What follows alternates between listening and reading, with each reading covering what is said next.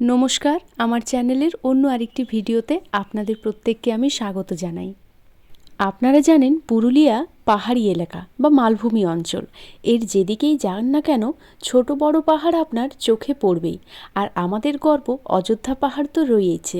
আমাদের ভালো লাগা, সুখ, দুঃখ সমস্ত কিছু এই পাহাড়কে নিয়েই।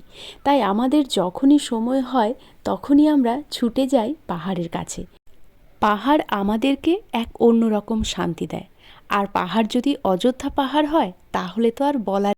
এমনই এক ভালো লাগা নিয়ে ঘুরতে ঘুরতে চলে গেলাম অযোধ্যা পাহাড়ে। আপনারা যারা আমার আগের ভ্লগ দেখেছেন তারা জানবেন আমার দিদির চাকরির সুবাদে আমাদের কিন্তু প্রায়শই অযোধ্যা পাহাড়ে যাতায়াত।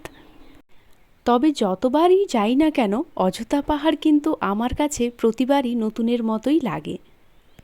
আমরা বেরিয়েছিলাম একটু বিকেলের দিকে, রোদটা পড়তে দিয়ে, কারণ পুরুলিয়াতে প্রচণ্ড গরম আর বৃষ্টি একেবারেই নেই। তাই ভাবলাম যে পাহাড়ে গিয়ে একটু ঘুরে আসা যাক। আজকে যে জায়গাটাতে এসেছি এটা হলো ময়ূর পাহাড়, পুরুলিয়ার অযোধ্যা পাহাড়ের একটি অন্যতম দর্শনীয় স্থান।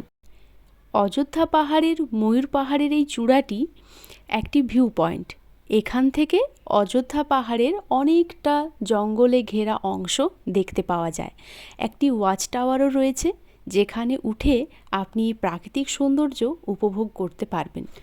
অযোধ্যা পাহাড়ের এই জায়গাটিতে আমি গিয়েছিলাম 2019 সালে, আর যাচ্ছি এবার 2024।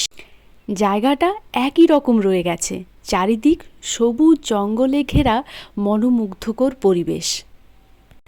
কত যে পরিচিত অপরিচিত গাছ রয়েছে পাহাড়ে তার কোনো হিসেব নেই। কত গাছ রয়েছে যেগুলোর নাম আমরা এখনও জানিই না। এই যেমন সামনের গাছটা, এটা আমাদের কাছে খুবই পরিচিত একটা গাছ, কিন্তু গাছটার নাম জানা নেই। আমি, দিদি বা জামাইবাবু কেউই এটার নাম জানি না। ময়ূর পাহাড়ের কিছুটা অংশ উঠে গেলেই সামনে দেখতে পাবেন অনেক বড় বড় পাথরের চাই। এগুলোকে আমরা আঞ্চলিক ভাষায় চাটান বলি। আর সামনে দেখতে পাবেন অনেকটা জায়গা জুড়ে সবুজ জঙ্গল। এই ভয়ানক গরমেও কিন্তু মানুষজন পুরুলিয়াতে ঘুরতে আসেন। ঠান্ডা ওয়েদার নেই, বৃষ্টি নেই, তবুও মানুষজন অযোধ্যা পাহাড়ের টানে বারে বারে এখানে আসেন। এখানকার প্রাকৃতিক পরিবেশ আপনাকে মুগ্ধ করবে বারবার। পাহাড়ে এলে মনে হয় সারা দিনটা পাহাড়েই কাটিয়ে দিই। এভাবে আড্ডা দিয়ে বসে গল্প করে কাটিয়ে দেওয়া যায় গোটা একটা দিন। চারিদিক চুপচাপ, কোনো আওয়াজ নেই, শুধু মাঝে মাঝে পাখির ডাক আর আশেপাশে বয়ে চলা ছোট ছোট ঝর্ণার শব্দ। তাই আমরা সময় সুযোগ পেলেই ছুটে চলে যাই পাহাড়ে। অনেকটা সময় কাটিয়ে গল্পগুজব করে তারপর আবার ঠিক সন্ধে নামার আগে আগে ফিরে আসি বাড়িতে। একটা ভালো দিন, কিছু ভালো স্মৃতি নিয়ে ফিরে আসা যায় পাহাড় থেকে। একটু আগেই যেটা বললাম যে এরকম অনেক গাছ রয়েছে যেগুলো আমাদের জানা নেই, তেমনি এই যে আমার হাতে ফলটা দেখছেন, এই ফলটার নামও কিন্তু জানা নেই। ফলের গাছটার কাছে গিয়েছিলাম জাম গাছ ভেবে, কিন্তু কাছে গিয়ে দেখি যে সেটা জাম গাছ নয়, ওটা অন্য কোনো গাছ। তাই ফেলে দিতে বাধ্য হলাম। পাহাড়ের ওপরে রয়েছে এই ছোট্ট একটা মাটির ঘর, আর তার পাশে রয়েছে একটা জবা ফুলের গাছ। ময়ূর পাহাড়ে ওঠার প্রথম ধাপ শেষ, এবার দ্বিতীয় ধাপ শুরু, যেখানে ওয়াচ টাওয়ার রয়েছে আর রয়েছে একটা মন্দির। অনেকগুলো সিঁড়ি বেয়ে উঠে পড়লাম একেবারে পাহাড়ের চূড়ায়। মন্দির চত্বরের সামনে রয়েছি, আর এখান থেকে চারপাশটা দেখাচ্ছিল অসাধারণ। এবার তবে ওয়াচ টাওয়ারে ওঠা যাক।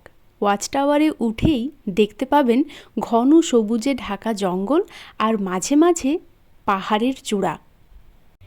তবে ভাবলে খারাপ লাগে যে দিনের পর দিন যে হারে গাছ কাটা চলছে, জানি না অযোধ্যার এই প্রাকৃতিক সৌন্দর্য কতদিন টিকে থাকবে, কতদিন আমরা আর এরকম ঘন সবুজে ঢাকা জায়গা দেখতে পাবো, এরকম সবুজ পাহাড় আমরা দেখতে পাবো।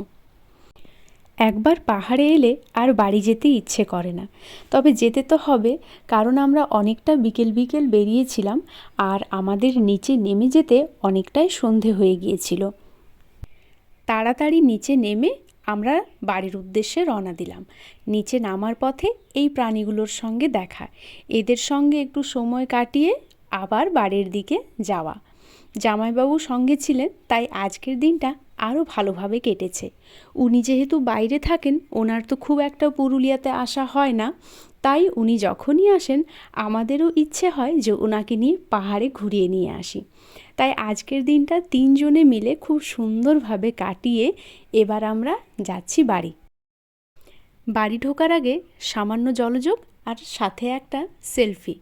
আপনাদের সাথে দেখা হচ্ছে পরের ভিডিওতে। টাটা।